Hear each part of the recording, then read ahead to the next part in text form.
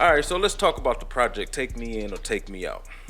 Give me a little backstory on, the whole process of starting to create this project. Man, at first I was only going, know what I'm saying, release nothing but singles because I'm trying to build a core fan base. Like I restarted everything over my YouTube, everything. Yeah. You know what I'm saying? We just starting from the ground up. That way we can get a real following going. It ain't none of that sub for sub shit. None of that. Right. Like, no, I want you to be here, no, because you really here for me. Because I'm really finna do this shit for real. Like, I gave myself like 12 months to see, you know what I'm saying, if I really want to do this rap shit. And I told myself for the first time in my life, I'm going to finally just bet on me and do something for me. Because I'm always doing something for somebody else. Mm-hmm. So, you know what I'm saying, now we in position to get a little bit of traction rolling. And I'm like, fuck it, we'll put the bag on us. We ain't worried about nothing else.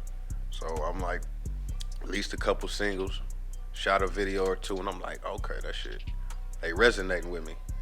So none of the stuff you recently put out is on the actual project, right? The only thing that's gonna be on the actual project is What's Up, which is the first song that I released since I started back really doing this. Okay. And it's a video for that too.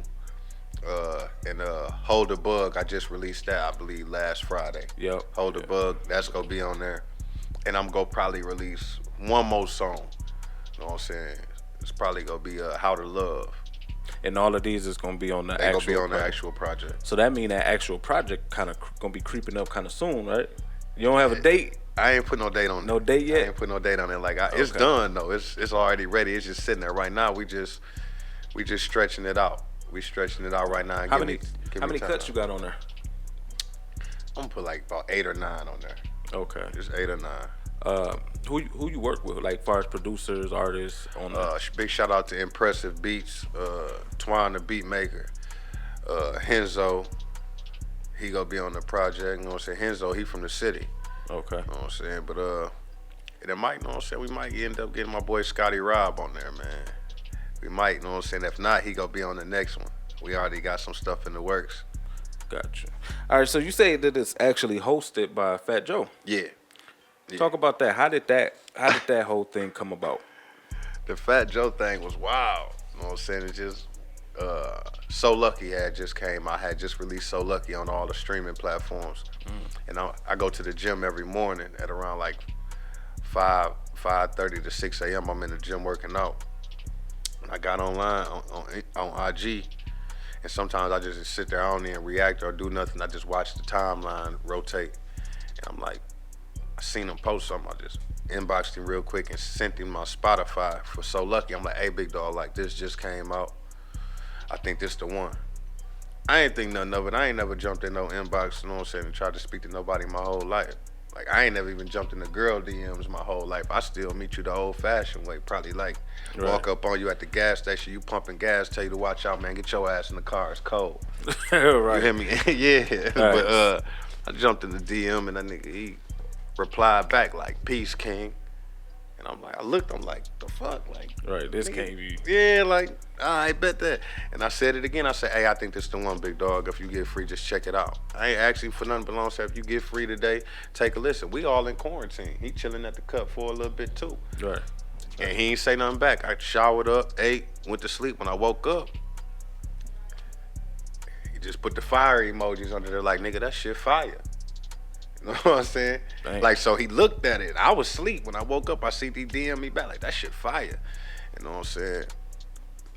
Not a week or two, about a week later, a nigga hit me. I'm like, you know what I'm saying? You jumped in my DM, me like, you know what I'm saying? We go live. I'm like, what? He like, yeah, we go live. Oh, okay. So he told you was going live. It wasn't even no, like he was already live and you joined it. Like he. No, Oh, he okay. was like, yeah, nigga, like, you fire. I guess he listened to it again. And he liked it what he heard, and he was like, nigga, you fire. He wanted to just, you know what I'm saying, politic with me. You know what I'm saying? That was solid though. Solid is and Right. solid does. Like, he reached back like, you know what I'm saying, we gonna let the world see you on my platform type shit. He ain't had to do that. Right. I ain't asked that man for nothing. He just did some solid shit. Right. You know what I'm saying? And he let me get on the live with him in the midst of me being on the live. I'm getting a tattoo at that time. I'm at the K-Rod shop, you know what I'm saying, in Saginaw. That's why the background was like it was, and I'm all off the screen. He writing on my arm. Right. So I'm on there kicking it with him with that. But yeah, like And he just liked what you had going on and decided to jump on the whole project, do the whole project. after it was after, you know what I'm saying, that when I jumped on there and I spit the bars. Yeah, You know what I'm saying? When I spit the bars. You did rap on live. I saw that. Yeah, so and just the heads up, like I don't freestyle at all. I just got a memory. I like what you told him too. Before you started rapping, you said, "Yeah, you know, I could play you some music, but I know you I'm a finna hip-hop show head. you. Yeah. I'm finna show you that I do this." Because I watch the game, bro. I'm a student of the game. My boy Fo always tell me that. He's like, bro, you a student of the game. I'm probably the last person that I know that really, you know what I'm saying, was buying XXL still these last couple years. You know what I'm saying? I monitor these. I watch what they say. I watch their interviews and everything. And I noticed about him, like, he gets very excited when it comes to hip hop stuff. He loves the game. Yeah. So like, yeah, I could play my music for you and be all on live, holding my phone and saying, bro, you look crazy. I'm 30 years old, man. I ain't finna be doing that wild ass shit. Right. Like, nah, I'm gonna give you some bars. I know that's what you're doing. I don't even like spitting in front of people like that. But like, what? Nigga, this Fat Joe. You finna put me on Yo Live in front of everybody and you just had Floyd Mayweather on here, 50 Cent on here, Busta Rhymes on here. Man, you crazy. Yeah, I'm gonna go crazy. Right. Yeah, let's do that. And I don't freestyle at all. Like, I just got a elephant memory. I rehearse everything that I say 1,000 times because when you go to the studio, the engineer ain't supposed to do nothing but record you and make you sound, you know what I'm saying, presentable. It's your job to have your shit together and go in there and knock that shit out. Right. That don't mean you gotta one take it, but you ain't supposed to be in there 4 hours on no one motherfucking verse or whatever, hook, nothing. Right. You supposed to be going over that, man. Like, I'm Right. really like that. That was just happened to be one of my favorite verses because that shit mean a lot to me. Right.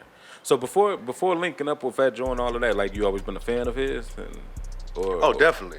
Okay. Definitely. You know what I'm saying? That's why I bought up that All or Nothing mixtape to him. Yeah. Yeah, that's one of my favorite songs on that album. Yep. Like, yeah. That's what's up, man. That's what's up. So, would you say you more inspired, or far as the hip hop era, far as like the Fat Joe, the Busta Rhymes, the you know what I'm saying, that era, the DMXs, you know, opposed to the era that what the music is today? No, I wouldn't say that.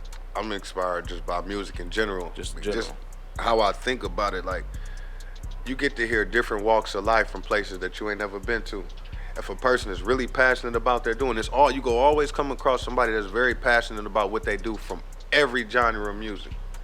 And once you come across them, they go tell you something about where they from and how life is, where they at, and you get to hear that in vivid form. Facts. From their perspective, and you ain't even been there, but you can picture everything they talking about. Right. I think that come from when you true to yourself and you an artist, you identify with other people who's true to themselves and been, you know what I'm saying? So I think that a lot of people wouldn't be able to identify that because, again, I think we live in an era where everyone trying to please everybody instead of just keeping it G with yourself. You know what I'm saying? So that's real.